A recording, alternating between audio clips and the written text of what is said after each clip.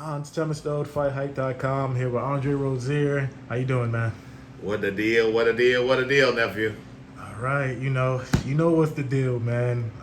Just had arguably the biggest fight on paper in the last maybe 20 years or so with Spence and Crawford. Crawford dominates. You were picking Crawford beforehand, but did you expect it to be that one-sided, man? Not nearly. Crawford saved it. I mean, I knew he was going to win. This was already established. But it's the form and fashion that he won in. Total domination, articulation, utilizing all defensive and offensive prowesses coming together, off the block, shoulder rolls, clean, concise defense, parrying, sidestepping, inside work, outside work. It was just an amazing performance. What went wrong for Spence, man? He just, to me, did not look like himself. What went wrong? I can't tell you what went wrong for Spence. I know what went wrong for him on the evening, and that was Bud Crawford. But I mean, a lot of people are saying that he didn't look strong. He didn't throw a lot of punches. He just looked a little weak and lackadaisical, man. Like, would you say? Don't want to take anything away from Crawford, but do you think the weight played a little bit of an issue? I'm not going in any of those directions, nephew. It was all Bud. He was doing exactly what he's doing now against everybody else. What happened was he had a superior athlete, a superior opponent in front of him, and he couldn't make the adjustments. So, and this is what happens when you have an athlete of the character and capability of a Terence Bud Crawford.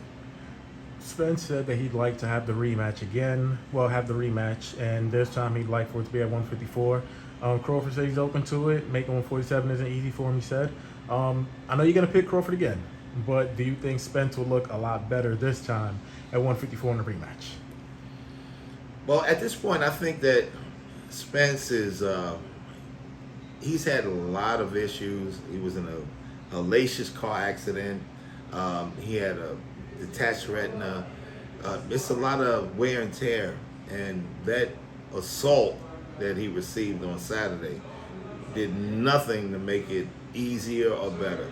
So I think it's going to be the same results no matter what, and he is going to have to take a good hard look at what's going on in his career.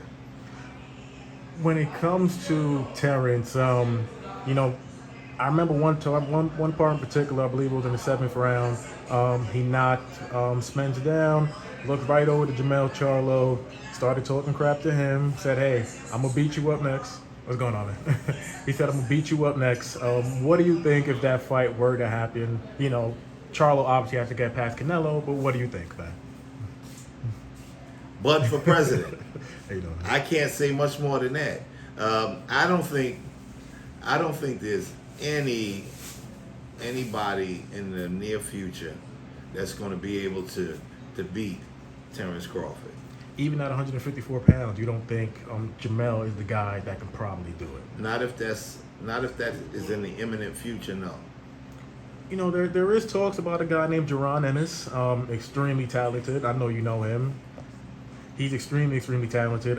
He's actually Crawford's IBF mandatory now. He has the interim belt, so that's his mandatory. Do you think that, Duran would be a tougher test for Terrence than Errol Spence was? I would definitely believe that he'll be a tougher test, but at this point in time, Bud has shown us, unless something major or drastic happens to him physically, he is the man to beat. Ironically enough, a few days before his fight, in a way, took care of business against Fulton, also dominated him. So there has been discussion, in a way. Crawford, pound number one. Who would you take? Terence Crawford for president. There's no other way to look at it. He was totally dominant. He did it all. Very rarely do you see it all take place in the ring, and that's what we saw on Saturday. We saw it all. I would love to get your opinion from a historical standpoint. Bud is 40-0 now. You know, a lot of people are kind of asking that question. You know, I wonder how he would have played. Wonder how it would have played out against Floyd Mayweather. What do you think? Who would you have given the edge to? Do you think Terrence would have been Floyd's toughest fight? Just what do you think, man? Well, now we're asking for a lot of hypotheticals, but to basically put it in context, at their best, Floyd was unbelievable, unbelievable, and it would be an incredible bout. But I would have to definitely side with Floyd Mayweather. Do you look at Crawford now as, I mean, everybody's always thought he's a great fighter, but do you view him now as like a historically great fighter, like an all-time? Um, well, of course, you have to. He's a two-time undisputed world champion. That's an amazing feat in itself. Of course. I mean, you have to give the jewels up to Terence Bud Crawford. You have to give the jewels up to Brian McIntyre and his team. They did it. And remember, this is from the cradle to the crown. This is not like somebody came in. These guys started from the beginning together, and they are going to probably, without a hitch, end it together. As Terrence receives his Hall of Fame jewels. It's going to happen, so. Gotcha. Would also love to know, man. It's might sound a little crazy, but do you think there's a world where Terrence could actually fight a guy like Canelo? Only asking because, yeah, Canelo's at 68, but, you know, he is fighting a guy in Jermel at 154. You know, maybe it's possible they could fight at a catch weight or something like that. Probably a little bit maybe dumb to ask, but I don't think anybody would have said or even had the thought that Jermel would be fighting Canelo. So do you see any type of world where Terrence could actually fight a Canelo, or is that just a little too far-fetched? No, I mean, anything could happen. I never thought that Pacquiao will fight Oscar. That was like the furthest stretch. But and I never thought that Amir Khan will fight Canelo. So anything could happen. Would I like to see it happen? No, because I don't want to see something happen that I don't want to happen. So as long as people stay in their lanes, I mean, to attempt greatness is a wonderful thing, but sometimes you can go too far. I remember way back when Sugar Ray Robinson attempted to become the light heavyweight champion of the world. Was doing a fantastic job of it, but the toll and the toil just kept banking on his shoulders, and he didn't even lose. He just basically couldn't continue because he was so tired and dehydrated, and it was just too much for him. He was winning the fight when it happened too, just to let you know. So sometimes you can go past your point and things happen. So could it happen? Of course. I actually wouldn't like to see it happen. Just last question. If Jermel does come back down to 154, defends his titles against Crawford, I know you're already taking Crawford, but what's kind of like Crawford's ceiling or cap, or maybe like endgame? He's turning 36 in September, so you know you would assume he doesn't have maybe that much time left.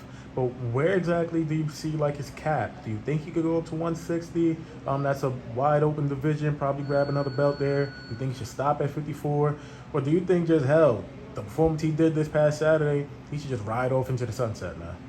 Well, you can look at it a few ways, but I'll start from the beginning. I don't think he should venture past 54. I think 154 is where he should stay. 160, the elements become entirely different. These guys might not be anywhere near as talented as Bud, but they can punch and they're big and strong. And that's all it takes one time, is just one little moment of strength that a fighter possesses for things to go in another direction. I think he's done everything he was supposed to do. He came up from 130 all the way to 147. He's a two-time undisputed world champion. He's going in the Hall of Fame without a doubt, first ballot completely. there's really, I mean, the only thing he could do now is become undisputed at 54. And if he does that, look out. He's going to be really one of the all-time greats. If he did that, last question. If he did that, would you put him above Floyd in like your all-time ranks? 3-time undisputed? No, because the parameters were different. The effectuals are different. I would put him in my top 5 for sure. Wow. If he was a 3-time undisputed world champion, TC would definitely be in my top 5. Got it. And he deserves it. He's a student of the game. You don't ever see him in trouble. You don't ever see things going wrong. He's a family man, and I appreciate that more than anything else, because society thinks that black men can't raise families, and he's doing it. And he's a pillar of his community in Omaha, Nebraska. I don't wish anything but the best that God can give that young man. And I think he deserves that, because he's been a stellar athlete for boxing. Gotcha. Thank you, Dre. Appreciate you, man. Very well.